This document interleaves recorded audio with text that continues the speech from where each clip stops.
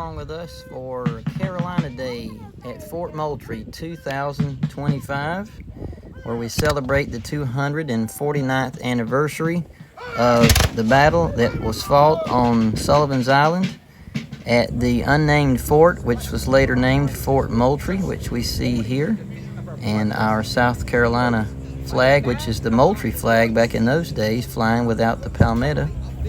So this was the first event that I was able to join up with the 2nd South Carolina Regiment of the Continental Line, and it was a lot of fun. And as you can see here, the flag up there with the crescent up in the upper dexter corner, as Moultrie describes it, by that beautiful palmetto tree. And the original fort would have been on this same location, but much larger, made of entirely palmetto logs, and a lot of sand behind it. I think they said 14 foot of sand. So here we are mustering, drilling here, preparing to go to have our weapons inspected. And Sergeant Jasper is preparing us now, our friend Tony Lovett.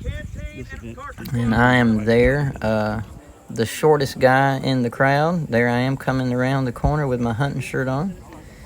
So this was a great day. There's Osceola's grave, by the way, the famous Indian from the early 1800s.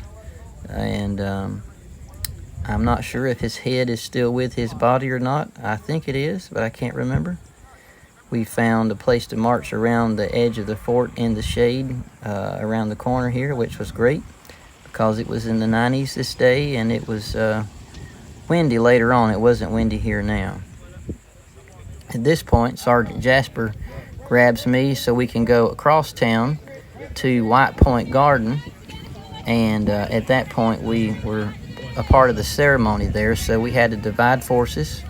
And here is Captain Nason, who is getting the men all in line, and he is one part of our unit here, and we are divided while I call him Sergeant Jasper, but Tony Lovett has us over on White Point Garden at the Battery in downtown Charleston for the other part of the unit.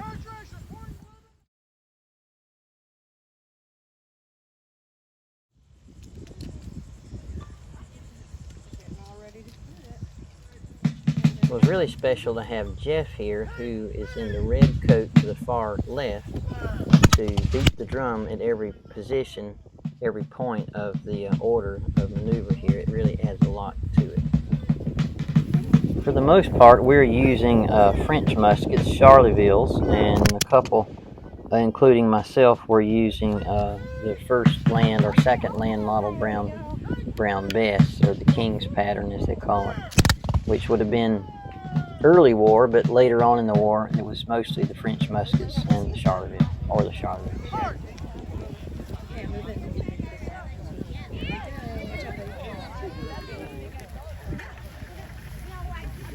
Are the brakes on? Yes.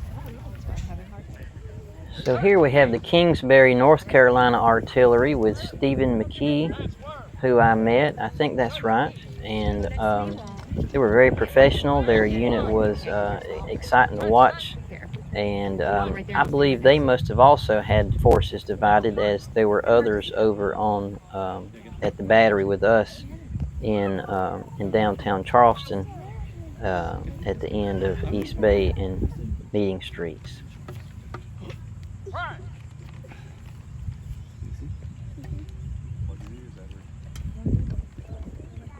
right, about to go. Gun is ready to fire. Take it. Fire.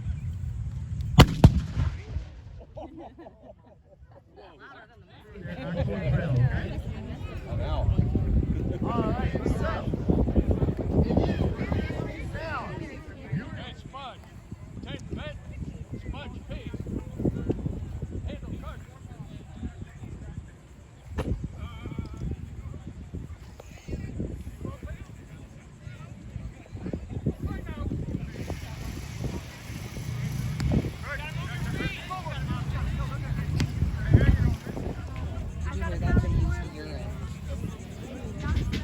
as the It was a British. pretty steady breeze during the day, but it was nice to have this large tent that the Park Service erected so that we could all enjoy sitting in the shade as well as having the cool breeze blow Over across here, our the battle faces is whenever it did. raging.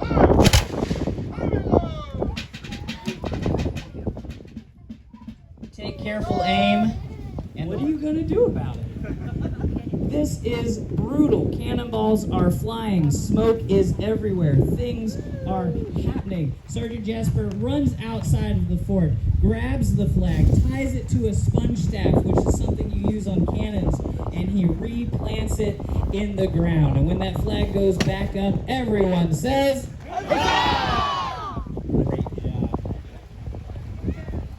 Do it again. Let's do 3.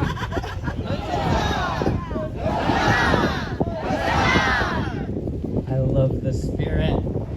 Over on the Royal Navy warships, the guy in charge of the Royal Navy that day is Sir Commodore Peter Parker.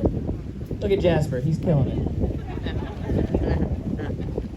Gonna be one of those.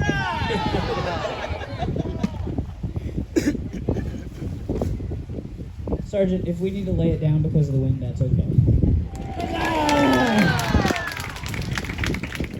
For Sergeant Jasper's heroics, the president of South Carolina, John Rutledge, offered to present him his own personal sword as a thank you.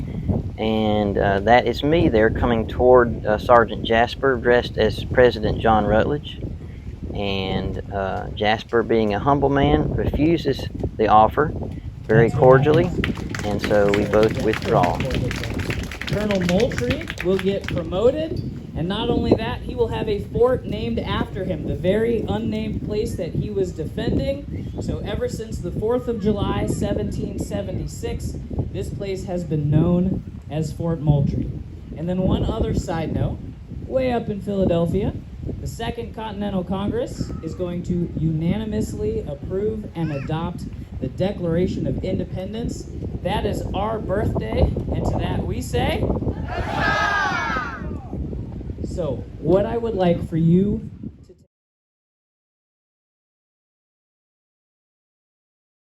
A bit of a well-kept secret is behind the Visitor Center parking lot in the very back left is actually buried General Moultrie himself. I did not know this until Karen Bloom told me about this, and I went back and discovered she was right. So he was exhumed his body in 1978 and brought here and buried at Fort Moultrie. So if you're ever out there visiting at Fort Moultrie, please go by and pay your respects to General William Moultrie. And here is our intrepid and fearless leader, Captain Eric Nason, as he marches the men to do the final musket demonstration for the day.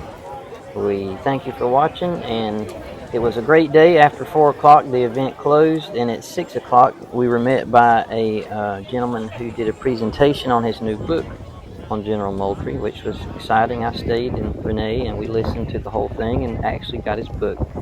So thanks for watching us with Carolina Day 2025.